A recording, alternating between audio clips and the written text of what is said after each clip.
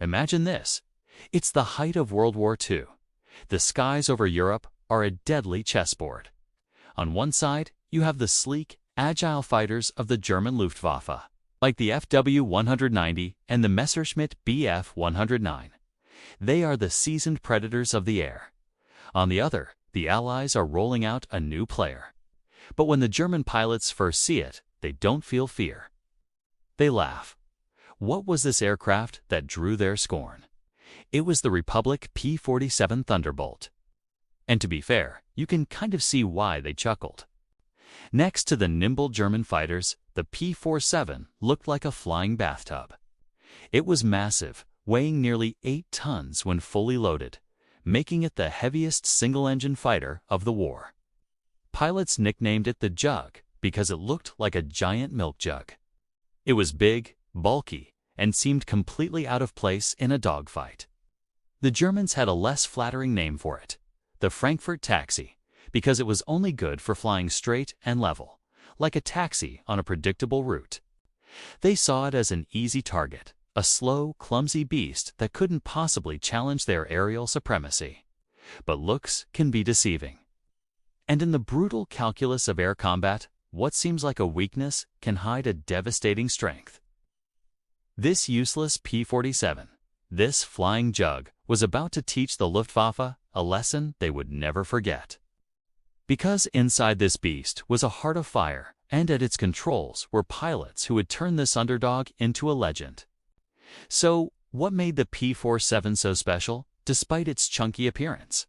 It all came down to its design philosophy. While European fighters were built for agility and high-altitude interception, the American P-47 was designed with one word in mind: survival. Its airframe was incredibly tough. It could absorb an astonishing amount of punishment from enemy cannons and machine guns and still bring its pilot home. Stories abound of Thunderbolts returning to base riddled with holes, with entire cylinders shot off their engines, yet still flying. This ruggedness gave its pilots immense confidence. They knew their plane could take a hit, which meant they could be more aggressive in combat. And then there was its engine. The P-47 was built around the massive Pratt & Whitney R2800 Double Wasp, an 18-cylinder radial engine that was a true powerhouse. This engine, combined with a sophisticated turbo-supercharger system, gave the Thunderbolt incredible performance, especially at high altitudes where the air is thin. While German fighters might have the edge in a turning fight at low altitude, the P-47 owned the skies above 20,000 feet. It could outclimb, outrun, and outdive almost anything the Germans could throw at it. The secret weapon for P-47 pilots was a tactic known as the boom man zoom.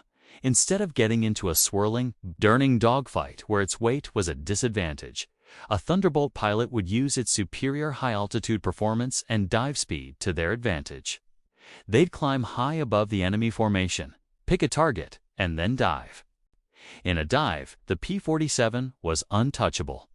It could reach speeds over 500 miles per hour, turning from a lumbering giant into a streaking meteor of death. The pilot would unleash a devastating volley from 50 caliber machine guns, a weapon loadout that could literally shred an enemy aircraft to pieces in seconds. Then, using the immense speed built up in the dive, they would zoom back up to altitude, reposition, and repeat the process. It was a brutal, efficient, and incredibly effective way to fight. German pilots who tried to follow a P-47 in a dive often found their own aircraft breaking apart from the stress. Now, let us talk about the specific group that turned the P-47 from a subject of ridicule into an object of terror. This was the 56th Fighter Group of the 8th Air Force, nicknamed Zemp's Wolfpack, after their brilliant and aggressive commander, Colonel Hubert Hub Zemp. This group was filled with some of the most talented and daring pilots of the war. They were the pioneers, the ones who wrote the book on P-47 combat tactics. They understood the plane's strengths and weaknesses better than anyone. They didn't see a jug. They saw a thoroughbred warhorse, and they knew exactly how to ride it. The 56th arrived in England in early 1943, and at first they struggled. The P-47's range was limited, and they had to learn how to fight a different kind of war than they had trained for. But they adapted. They innovated. They fitted their Thunderbolts with external drop tanks to extend their range, allowing them to escort American bombers deeper and deeper into Germany. And as they did, their encounters with the Luftwaffe became more frequent and more ferocious. The turning point came in the spring and summer of 1944, in the lead-up to and following the WWII invasion. The skies over Europe were the most contested they had ever been. The 56th Fighter Group, now masters of their craft, were let off the leash. Their mission was no longer just to protect the bombers, but to actively hunt and destroy the Luftwaffe wherever they could find it. And they did so with a vengeance. The month that truly cemented their legend was May 1944. During that single month, the pilots of Zemst's Wolfpack, flying their supposedly useless P-47s, claimed a staggering 39 enemy aircraft destroyed in air-to-air combat. This wasn't a fluke.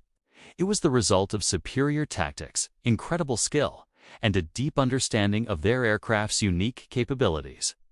Pilots like Francis Gabby Gabreski, Robert S. Johnson, and Walker Bud Mahurin became aces several times over, their names whispered with a mix of awe and fear by their German opponents. Let's put that number into perspective.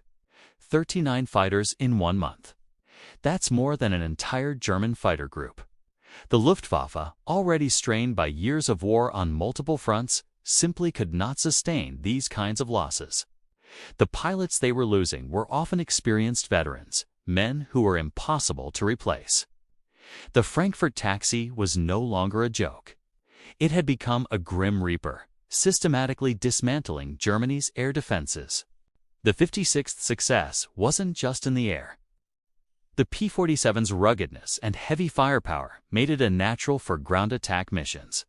After dropping their escort duties, the pilots would dive down to treetop level, strafing enemy airfields, supply trains, truck convoys, and troop concentrations.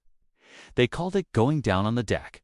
With those 50 cals plus the ability to carry bombs and rockets, a flight of Thunderbolts could wreak havoc on German ground forces. The very plane the Luftwaffe laughed at was now not only shooting them out of the sky, but also destroying their planes before they could even take off. By the end of the war, the 56th Fighter Group had amassed a combat record that was second to none. They had more aerial victories than any other group in the 8th Air Force, with over 665 confirmed kills. They produced the top 2 American aces in the European theater, Gabreski and Johnson. They had proven, beyond any doubt, that the P-47 Thunderbolt was one of the greatest fighter aircraft of World War II. The story of the E-47 and the 56th Fighter Group is a classic tale of the underdog. It's a reminder that true capability isn't always about looking sleek or being the most agile. Sometimes it's about toughness, power, and having the right strategy. The German pilots who laughed at the flying jug learned that lesson the hard way. They expected an easy kill, but what they found was a wolf pack in the sky, flying an aircraft that could take a punch and hit back with the force of a sledgehammer. The P-47 wasn't just a fighter. It was a symbol of American industrial might and tactical ingenuity, a war-winning weapon that helped clear the skies over Europe and paved the way for Allied victory. So the next time you see a picture of that big, burly P-47 Thunderbolt, don't see a useless jug. See the plane that broke the back of the Luftwaffe. See the ride of aces. See the aircraft that went from a joke to a juggernaut. Thanks for watching. If you enjoyed this dive into aviation history, make sure to hit that like button and subscribe for more stories about the incredible machines and people of the past. Let me know in the comments what other aircraft you'd like to see covered. See you in the next one.